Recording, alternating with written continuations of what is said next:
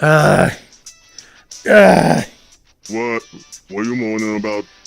Man, I don't know what the fuck to do for my debut. Your debut? Listen, you need that confidence first.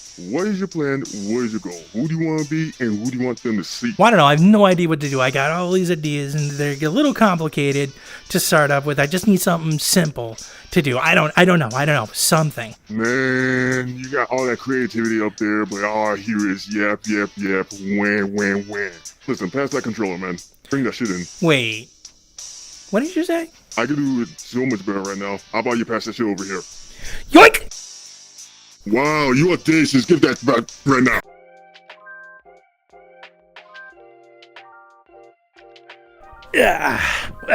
Don't mind him. We'll get it back to him tomorrow. Get it in a minute! You better not make me wait out here. Well, anyways, my name is Maxim Davis. I am the host and star of The Red Guy Show. And today we're going to be talking about controllers. Big fan of old movies, cars, women, you know, who isn't? Bad mortal food. Fry anything. You guys will fry anything. It's great. Music. But I'm also into gaming. You know, there's really only a few things to do in hell.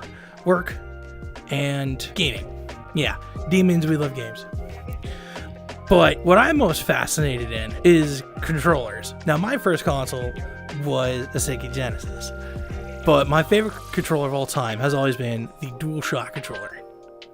But I always wondered, you know, how did we get to that point? And more importantly, where did this standard for the controller come from? Well, we're going to go on that journey together because I did a little bit of research on it. And let me tell you, controllers are fascinating. So all I'm going to be talking about today is the major or important consoles because it's so many. It's so many. We'd be here all day talking about these. I do urge you to look into them yourself, but for now, we're just going to be focusing on the mainstream ones, or the ones that had an impact. Now, the most important question is, of course, where did this all come from? Well, back in 1972, Ralph H. Baer had come up with what is called the brown box, which is the first ever console. Basically, it's just a little dot that goes around the screen. You put up different mats on the screen, and you play games, and of course, you know, it's the first sort of invention of Pong, or table tennis. It eventually releases into what's called the Magnavox Odyssey, the first console sold commercially. It came with a controller and the first ever light gun, believe it or not. It was invented back in 1972. It's incredible. But the controller is fascinating. It's just this little box with some knobs on it, and that's how you move your little dot. Up, down, left, right was on these little knobs. Now, a little bit about the Magnavox Odyssey. Came out in 1972 in the United States, later in 1973 and 1974 to UK and Europe. Cost was about $99, which is about $750 today. Sold about 350,000 copies of this thing. Now, the console is made by Magnavox. It's a Tennessee company founded in 1917. The predecessors made the first handset telephone. So already they're like pioneers in technology and shit like that. They made the first loudspeaker. They made the first electric record player arm.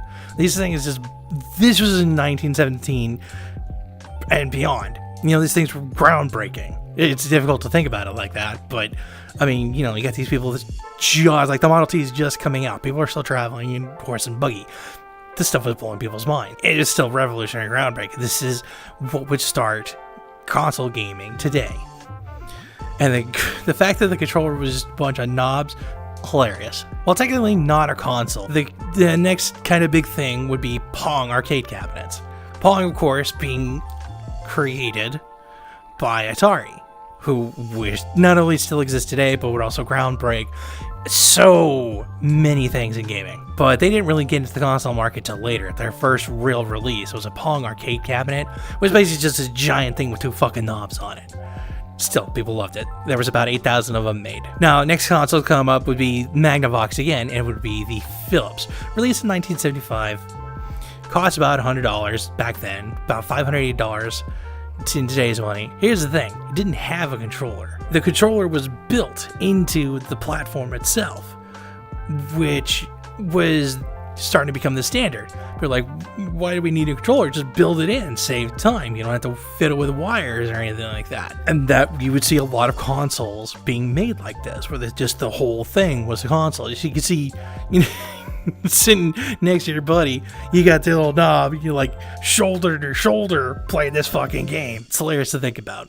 Next would be the Coleco Telstar. This is a console in 1976 by a company named Coleco, famous for, oddly enough, leather products, pools, electronics, and I kid you not, the original Cabbage Patch Kids before Hasbro. They sold about less than 1 million of those things. The Telstar controller itself was about the size of a keyboard. You'd share it with another person. It was the same idea. The console was, instead of being built into the console itself, it was just a giant controller that you shared with your buddy. Later models would be smaller, some hardwired independently controllers, let's face it, for single use. Other had just big joysticks. The arcade model came with a light gun and steering wheel in the shape of a fucking triangle. It was only getting weird from here. And then you have the Color TV game. This was the first ever Nintendo console, and it sold like hotcakes. Sold about 3 million units. The first design were knobs just strapped to the actual system, like a lot of systems did at the time. Apparently the idea of a fucking controller was too gimmick. Controller was basically just a black box and a knob. Game selection for it was pretty limited. Various versions of Pong and a racing game. Alright, so now we're in the second game generation of consoles. Not much has changed. It's kind of depressing to see the development of gaming and consoles, to see how it goes. But things were starting to get into shape.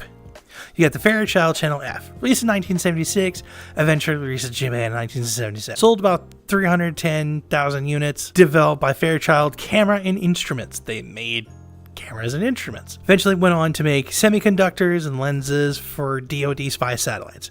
It's the first console to have a pause. Now that's actually important because nobody thought, oh, pause my game. But whatever. Fairchild Channel F controller was just a single joystick, had a twist, push and pull functions, and it was about the size of a nunchuck. This thing was big. The Atari 2600. Now this is, everybody knows this.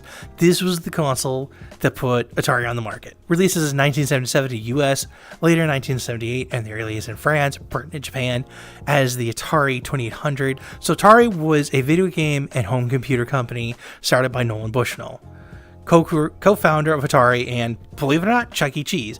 Chuck E. Cheese was a company that was actually started to promote Atari products. Hilarious. But it was a great idea. People were like, okay, pizza, gaming, it's match made in heaven. The Atari 2600 was so successful, they stopped making it in 1992. I can't even fathom console that old. Cost about $189 back then, which is about now almost $1,000. 30 million were sold. Everybody had one. Your neighbor had one. You probably had one. Your brother had one. Everybody had this thing. Everybody wanted it. Controller was really simple, just a joystick and some button. You've probably seen like so many knockoffs of this thing with pirated game consoles. It's on the 300 games in one console, so I'm sure it's a very recognizable controller. You immediately see, that's an Atari controller. Next up is the Magnavox Odyssey 2.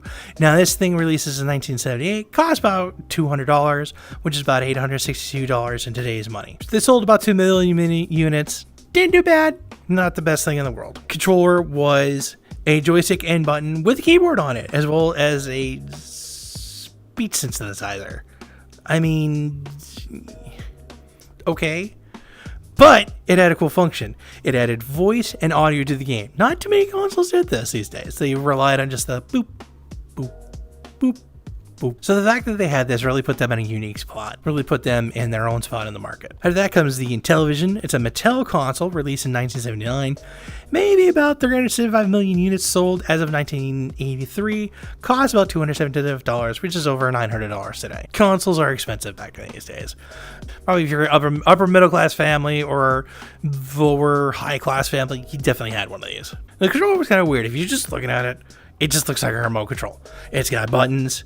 It's got a knob. It's technically called a thumb disc, but really intuitive. It was acting as the first D-pad, and it had not only that, you had slide-ons on the buttons, which told you what they did in each game. So, like, let's say you were playing, Galaga, I believe was the game, and you slide on a little screen. Okay, the 5 was the fire, the 3 was like reload or something, and then you had the up, down, left, right, and it mapped out what your controls were. And for the time, that wasn't bad. That was a really cool idea. Now, unfortunately, people hated it, which is a damn shame, because I think it was cool. I thought it was neat when I saw it. What are you gonna do? People don't have taste. You have the Atari 5200, which is the same exact thing. It had the 12-button keypads, joystick, but it differed. The joystick was a lot better, a little more responsive, and it had 2 buttons on the side, so it did more than that. So it still had the same crappy D-pad, but it had more to it, and it didn't rely on the D-pad anyways because it had that joystick. Now, ColecoVision was actually a really unique controller. The console was made in about 1982, sold about $2 million, cost about $170, which is about $585 today.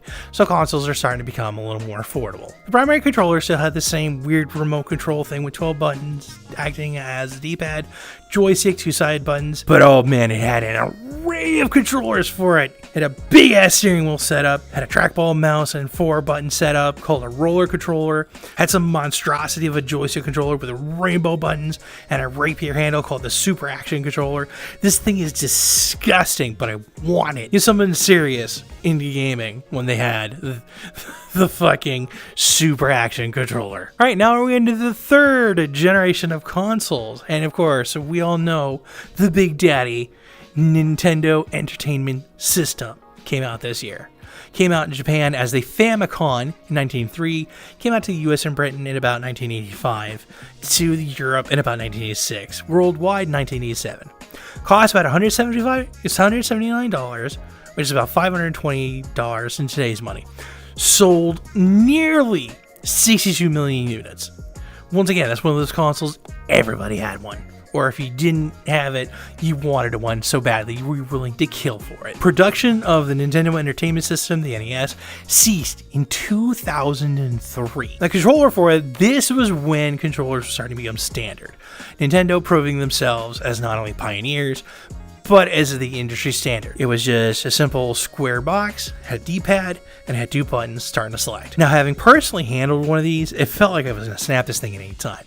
The buttons both felt really responsive and felt really crappy at the same time. It just had a weird spring to it. The D-pad, every time you pushed to it, it felt like the corners of it were digging into your thumb. Likewise, with the buttons, you press into it too hard, it started to feel like it's digging into it. And if you had big, massive hands like I did, the corners of it were starting to dig into it as well. Kind of awkward to hold, but I mean, it was weird because it felt like snapping in half, but it was also really resilient. It was a well-made controller. I mean, you could probably spin that thing around and attack the intruder, then go back to your game of Mario. And the NES also had its own light gun.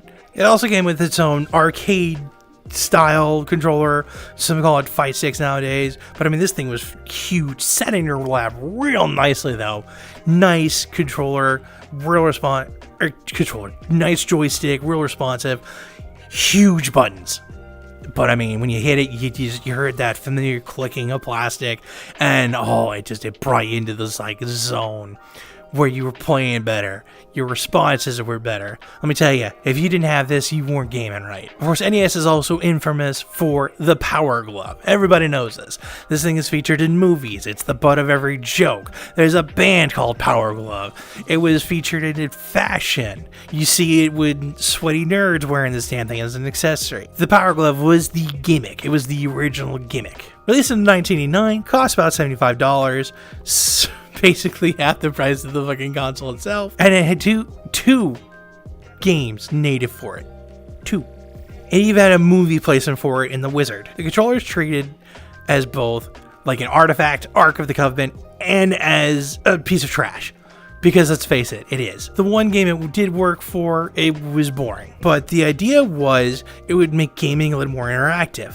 But the problem was it didn't really do that well. It really didn't. People were trying to play like Super Mario and Tetris as this thing. It just didn't work. Not only that, but when you set up the sensor bars, I mean, you had to set one on one side of the TV, and you could set another on the other side of the TV. It had to be set up in this fashion. You couldn't stack it up like the Nintendo Wii. It had to be set up like this in order for the sensors to work.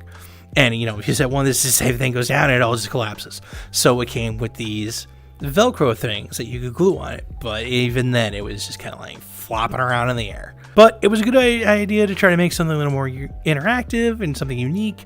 And, you know, trying to break into the virtual reality of gaming. But no. Please never do that again. But going back to the Nintendo Entertainment System, it did set the standard for controllers. You would find a lot of controllers today have that same sort of layout to it. You would find that for a long time. You still technically find it today. So you can argue your opinion all you want on, Nintendo versus Sega.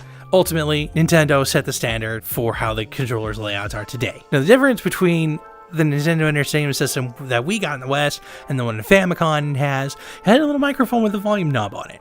Apparently, the mic was used to call for help in some games like Zelda 1 or haggle with shopkeepers and Kid Icarus.